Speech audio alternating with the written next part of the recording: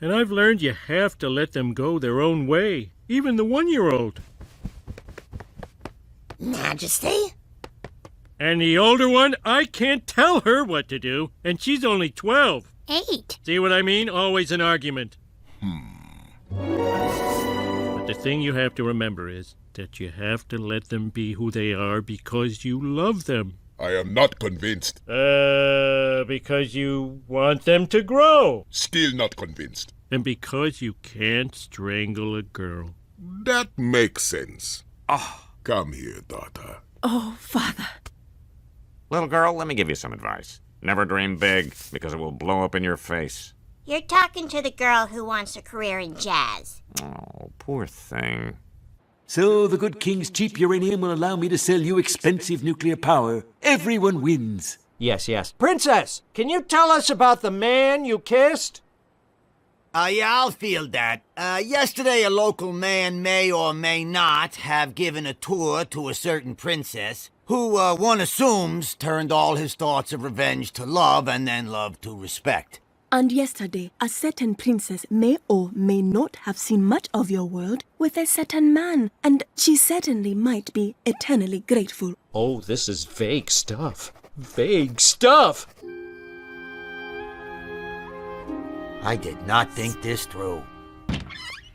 Mo, before I left, I just wanted to give you these examples of our most beloved, albeit depressing literature. Some nice bedtime reading. Fun premise. I'm laughing already. Really not cheering me up here. But let me offer you the only literature in this bar. Sure works for me, though. This coaster. I will treasure it.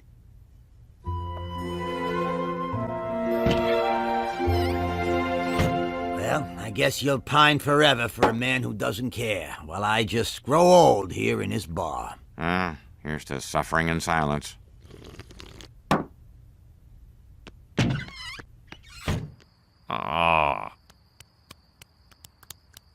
Can't wait to see those numbers hanging from my rafters.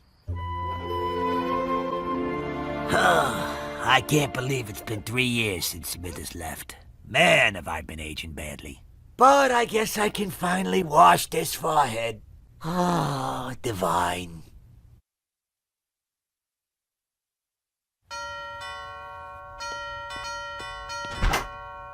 Oh, God, what do you want? Well, neighbour, now that your streak of rum luck is at its end, I have a favour to ask. It involves charity. I've set up the Virgin Earth Challenge, a $25 million prize to eliminate greenhouse gases that I was hoping you would add to.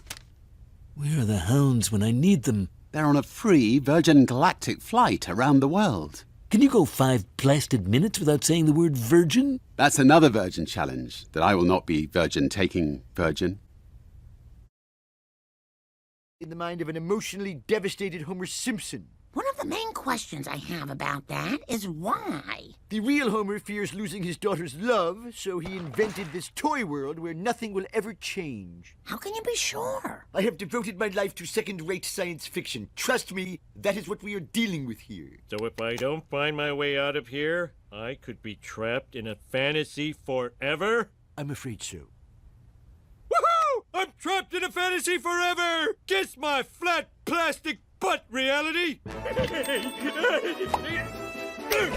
Daddy-daughter time will never end!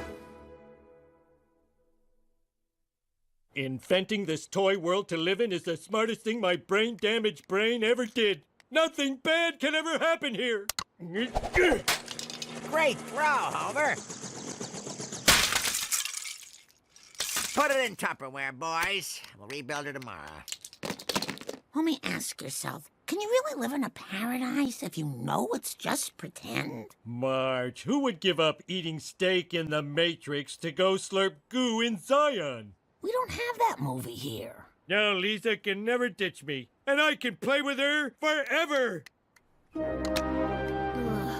There, I finished. All 12 of them.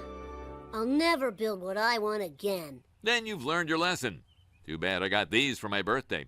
They always give me this school. Oh. Sparkle Unicorn, would you like some more tea? Oh, yeah, hook me up with some more of that imaginary nectar. I've never seen you throw yourself into a tea party like this. Before, it always seemed like you were kind of phoning it in. Not anymore, Lisa. I've created a perfect world with no PG-13 movies to take you away from me. 'Cause in a toy town, everything stays shiny and wonderful, just the way I want it. You'll always be my little girl. Maggie will always be my giant baby. Bart will never move out of the house. I'll work for Mr. Burns forever. Marge and I will never grow old together and live like fat cats on Social Security. Good Lord! I'll never experience the ultimate reward for a life well lived. The gentle slumber of death. Marge, I made a terrible mistake. The fact that kids grow up is what makes time with them special. I think I need to go back. I wish you'd told me that before I bought all these groceries. But I understand. Lego Marge, you're just as cool as real Marge. Who? Nobody. Plastic comic book guy, I need to go back home. Home? But you've discovered the joy of living in a world made of toys where nothing bad can ever happen. But I miss burning my mouth on pizza and David Blaine stunts where he could really die. Now tell me how to get out of here. All you need to do is open the box back to your so-called reality. But I can't let that happen. Huh? You're the bad guy? I thought you were the rule explainer guy. As an adult who surrounds himself with child's toys, I represent the part of your psyche that prefers this artificial world. How do you do that? Because, as the ultimate collector, I have... Diary! I was so scared, sour juice came out my front tail. Bart wrote this? This is bad. Ooh, really bad. I don't think we're gonna make it to top class. Chief Wiggum? Your son is dead. Inside. That's bad, too. Yeah, these are pages from your son's diary. I'm afraid they very clearly show him to be a sociopath. Well, I've never seen Bart write in cursive, so I'm a little proud of that. But this is the worst thing that's ever happened to this family. I'm sorry, Marge. And shuffle off. Shuffle off. Shuffle off.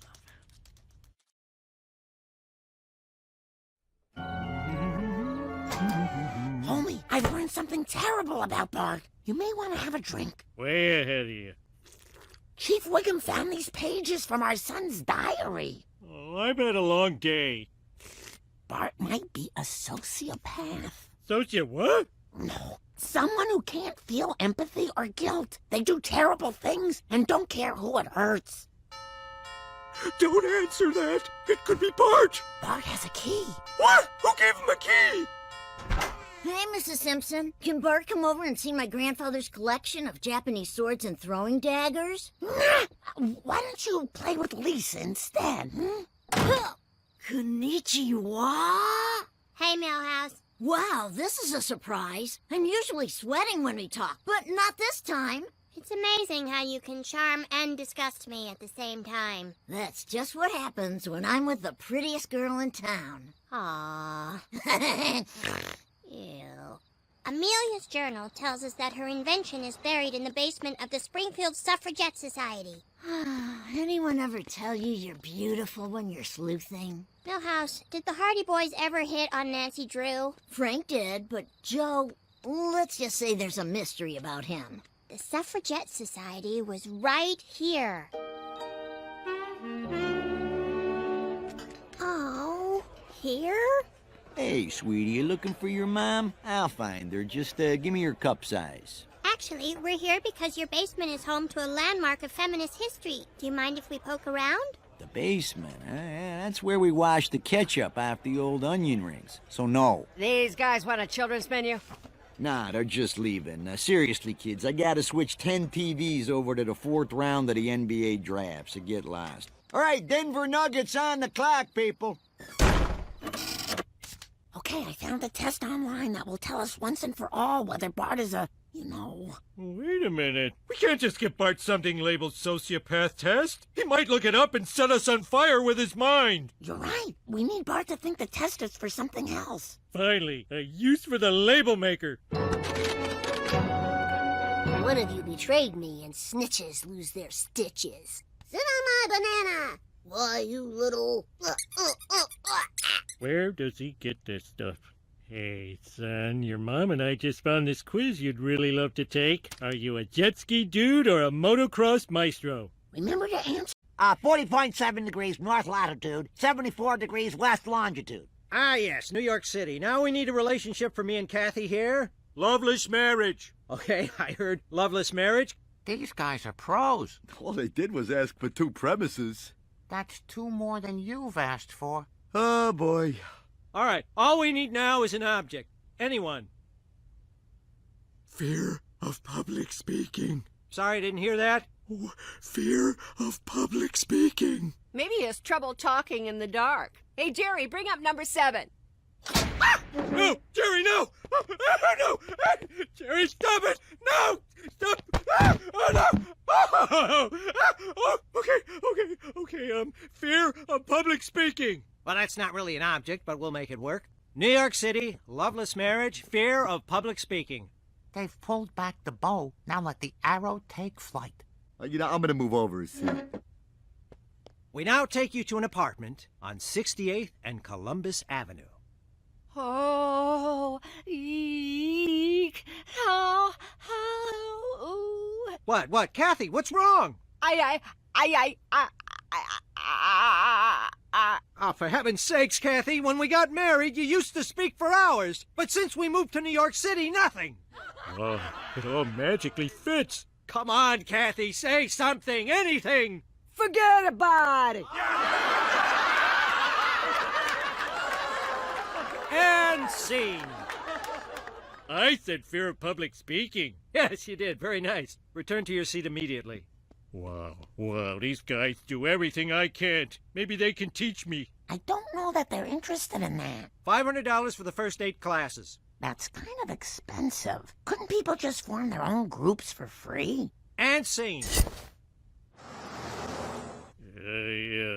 Excuse me, is this the improv class? Yes, and come in. Sit anywhere? Yes, and be quiet. This is it. I feel my mind exploding with premises.